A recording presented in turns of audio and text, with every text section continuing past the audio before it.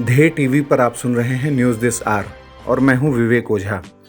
हम सब जानते हैं कि भारत आज वैश्विक जलवायु परिवर्तन हो, प्राकृतिक आपदा का क्षेत्र हो या फिर नवीकरणीय ऊर्जा का क्षेत्र, इन सब में एक वैश्विक नेता की भूमिका निभाने की दिशा में अग्रसर है।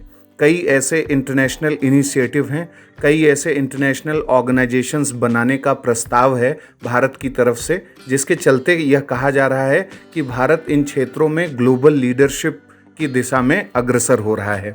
हाल ही में भारत और ब्रिटेन के मध्य सौर ऊर्जा के प्रयोग को वैश्विक स्तर पर बढ़ावा देने और साथ ही जलवायु परिवर्तन से निपटने के लिए ग्रीन ग्रिड पर ज्वाइंट डिक्लेरेशन जारी करने पर बात हुई है। इसे ग्लोबल एनर्जी ग्रिड भी कहा जा रहा है। इस दिशा में भारत के प्रधानमंत्री द्वारा one sun one world one grid की धारणा का प्रतिपादन किया गया है। भारत इस वैश्विक ग्रिड को ठीक वैसे ही विकसित करना चाहता है जैसा कि उसने इंटरनेशनल सोलर अलायंस को लॉन्च करने की दिशा में किया था। हाल ही में ब्रिटिश सांसद और कोप 26 के लिए नियुक्त अध्यक्ष अशोक शर्मा ने भारतीय प्रधानमंत्री नरेंद्र मोदी से जलवायु परिवर्तन और कोप 26 से जुड़े मुद्दों पर भारत ब्रिटेन मजबूत गठजोड़ पर चर्चा की है। ग्लोबल ग्रीन ग्रिड के तहत भारत चाहता है कि 2050 तक सभी महाद्वीपों से संबद्ध नवीकरणीय ऊर्जा का एक सिंगल पावर ग्रिड बन जाए, जिससे वैश्विक ऊर्जा सुरक्षा में मदद मिल सके। भारत ने जिस one sun one world one grid की संकल्पना को मजबूती देते हुए एक ग्लोबल इलेक्ट्रिसिटी ग्रिड के निर्माण का प्रस्ताव किया है, उसके तहत भारत के नवीन और नवीकरणीय ऊर्जा मंत्रालय ने पश्चिम एशिया और दक्षिण पूर्वी एशिया के 140 से अधिक देशों के मध्य सौर ऊर्जा संसाधनों के साझा करने के मुद्दे पर वैश्विक सर्वसम्मति बनाने की दिशा में काम करना शुरू कर दिया है। इस परियोजना के अगले चरण में इस ग्रिड को अफ्रीकी ऊर्जा केंद्रों से भी जोड़ने पर विचार किया गया है। इस परियोजना का मुख्य विचार यह है कि दुनिया भर में सौर ऊर्जा केंद्रित एक कॉमन ट्रांसमिशन सिस्टम का विकास किया जाए। भारत सरकार द्वारा इस विषय पर सलाहकारी फर्मों के प्रस्तावों को हाल ही में आमंत्रित किया गया है, ताकि एक दीर्घकालिक वैश्विक इलेक्ट्रिसिटी ग्रिड का रोड मैप समावेशी तरीके से तैयार किया जा सके। ऐसे सीमा पारीय ऊर्जा परियोजनाओं यानी ट्रांसनेशनल एनर्जी प्रोजेक्ट्स को दक्षिण पूर्वी एशियाई देशों, मध्य पूर्व और अफ्रीकी देशों के साथ मिलकर शुरू कर भारत वैश्विक ऊर्जा सुरक्षा के क्षेत्र में नेतृत्वकारी भूमिका निभाने की मंशा रखता है। विश्लेषक यह भी मानते हैं कि one sun one world one grid का विचार भारत ने चीन के वन बेल्ट वन रोड पहल के तर्ज पर कर चीन को इस महामारी के दौर में अपनी वैश्विक भूमिका की पहचान कराने के लिए किया है।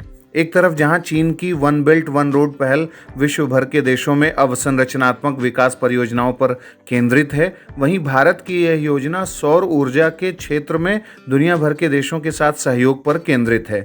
भारत को अपनी क्षमता और सीमाएं पता हैं कि वह किस स्तर तक किसी वैश्विक परियोजना को आगे ले जा सकता है और किस स्तर तक निवेश, ऋण और अनुदान दे सकता है। यही बात उसे यथार्थवादी विश्व राजनीति में एक विशेष स्थान भी देती है।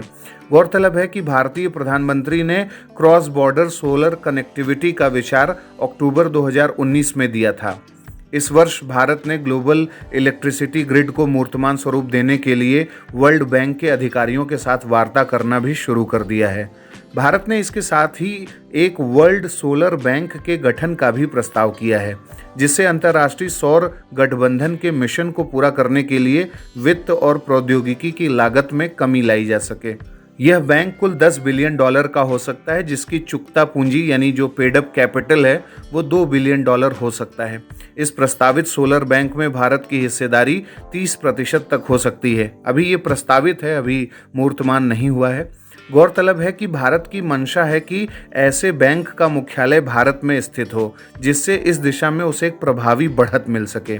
चीन में ब्रिक्स देशों के न्यू डेवलपमेंट बैंक के साथ ही एशियाई अवसंरचना निवेश बैंक का भी मुख्यालय है। इन बैंकों के कामकाज पर चीन ने निगाह लगाए रखी है, जिसका उसे फायदा भी मिला है।